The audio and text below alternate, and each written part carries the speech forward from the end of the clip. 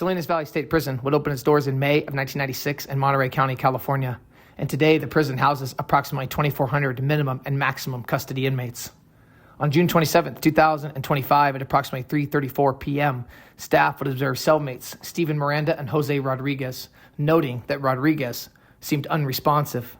Staff would immediately respond and restrain Stephen Miranda and begin performing life-saving measures on Jose Rodriguez. However, Rodriguez would be pronounced deceased at 5:04 p.m. Salinas Valley State Prison in Soledad is now being investigated as a homicide.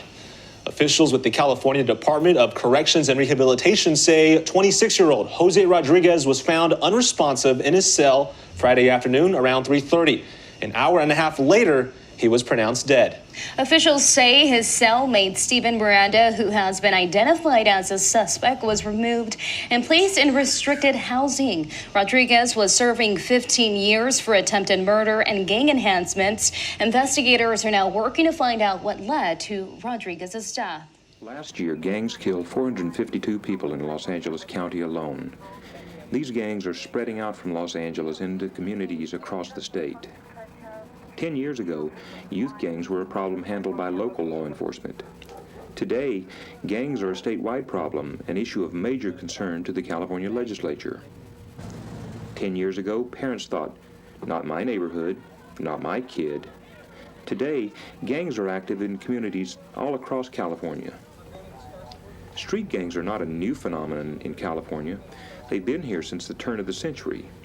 What is new is the increasing violence associated with gangs and the growing numbers of kids who are involved. Okay, in the state of California today, it's estimated there's over 2,000 active gangs in the state now. Compared to 10 years ago, there was approximately 765 active gangs. It's estimated that 70,000 gang members in Los Angeles County alone. In the past 10 years, we've seen the gangs trade in their knives and zip guns for Uzis and AK-47s. And now many have turned away from burglary and theft to take up the more lucrative business of dealing drugs. The gangs that are coming in now are more sophisticated and more violent. And I think that stems from the neighborhood and the sign of the times. Now you have more money on the street, you got more drugs on the street, you got more weapons on the street, and we're getting those kind of individuals into the youth authority. Who are these gangs? In California, there are almost as many different youth gangs as there are different ethnic groups. And while these gangs may differ in their choice of crimes and victims, their choice of drugs and weapons, the children who get involved in these gangs have much in common. In the state of California, the largest number of gangs that we have are Hispanic gangs. They have escalated throughout the state, and they generally are more turf-oriented. They're involved in more crimes of identity and defending the name of the turf versus crimes against the general public. They're involved in drug use, but not to the point of openly selling drugs as other gang groups have now developed in sellings of drugs. When I really got into it, I was about 11 years old. I was in 5th grade, and my whole family was involved in gangs, my mother, my father. I got 8 sisters and 5 brothers, which were all involved in gangs. And it was just the way of life for me. You know, I was raised around it, drugs and violence. You know, watching my brother and his homeboys out in the street fighting. You know, it's all it takes is a look. You know what I mean? What you looking at? What you look? Well, let's go. And then before you know it, bottles are thrown, knives are being pulled out, guns, jacks. You know, and you just get it on. You know, and go for it. And wherever comes out hurt, comes out hurt. I've been shot once and stabbed 3 times. And they come by and shoot our houses up, and we go by and shoot theirs. They want to play that, well, let's play it. You know, and there's times my mom had to sleep on the floor all the time. You know, all the time. You know, and boom, boom, boom, boom, boom, and we go back and they want to do us, we'll do them right now. Let's go move on their pad. Boom, boom, boom. There'll be times when they come drive up to our house, we'll be waiting on the roof. Da, da, da, da, da, da, and just hit them, Jack. And just tires flat and the windows busted out. And they go driving down the road, flat tires, you know. What's going on, you guys? Welcome back. Another episode of Green Lit Gang TV. Much love, much appreciation. Thank you guys so much for checking out the channel today. It means a lot that you are here. Really quick, we got 2 things to mention before we jump into the intros. We hit 20,000 subscribers, guys. That is all because of you guys. Thank you so much. Yesterday morning, I woke up and it was on 19,999. Just a little bit after that, it ticked over to 20,000. So again, guys, thank you, thank you, thank you. And lastly, the last video, I recorded it in a side room in a hotel. I was away on a family trip. I had nowhere really else to go to record. I had to do it in a side room where the ice machine was at. And I got a bunch of comments saying, sounds like you're in a bathroom, man. And it absolutely did. So again, I apologize about that. It will be not sounding like that in the future. Okay, so intros, really quick. If you're new to the channel, welcome. Thank you for taking the time to watch the video. I appreciate that you are here. If you do like it, go back, check out some of the videos, check out some other content, and let me know what you think. If you are a continuing viewer, continued supporter of this channel, then thank you. Again, we hit 20K. I am blown away by that. I am truly, truly humbled. That's all because of you guys. Lastly, if you like what you see, if you like what you hear, hit the like button, hit the comment button, engage in the conversation, and hit that subscribe button. New goal, 40K. Let's go. All right, guys. So we're going to be going to an article from just a couple days ago on June 28th, 2025. This is covering the death of Jose Rodriguez at the alleged hands of Stephen Miranda. This is from the CDCR article. California Department of Corrections and Rehabilitation officials are investigating the June 27th, 2025 death of incarcerated person Jose Rodriguez at Salinas Valley State Prison as a homicide. At approximately 3:34 p.m., staff observed cellmates Stephen Miranda and Jose Rodriguez, noting Rodriguez as unresponsive. Staff immediately restrained and removed Miranda from the cell. Medical aid and 911 were initiated for Rodriguez. However, he was pronounced deceased by medical staff at 5:04 p.m. Miranda has been placed in restricted housing pending an investigation by the SVSP Investigative Services Unit and the Monterey County District Attorney's Office for possible attempted murder felony prosecution. Rodriguez, 26, was received from Orange County on October 15th, 2019 to serve 15 years for attempted second-degree murder with enhancements for discharge of a firearm at an inhabited dwelling, a vehicle, aircraft, and participation of criminal gang activity. Miranda, 36, was received from Contra Costa County on June 14th, 2013 to serve life without parole for first-degree murder, third strike, and criminal gang activity, also a third strike. Okay, so I was able to get really good background on our alleged attacker in this place, Stephen Miranda.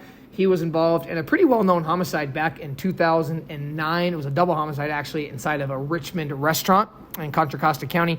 We're reading from that article of November 2012. This is kind of the start of the trial while Miranda and his co-defendants were wrapped up in. And then we're going to fast forward a year from there, or about 8 months, to June of 2013 during Stephen Miranda's sentencing. All right, so this is an article on Stephen Miranda. And really quick, both of these guys are Sureno gang members. They were cellmates. They were housed together, and something went wrong.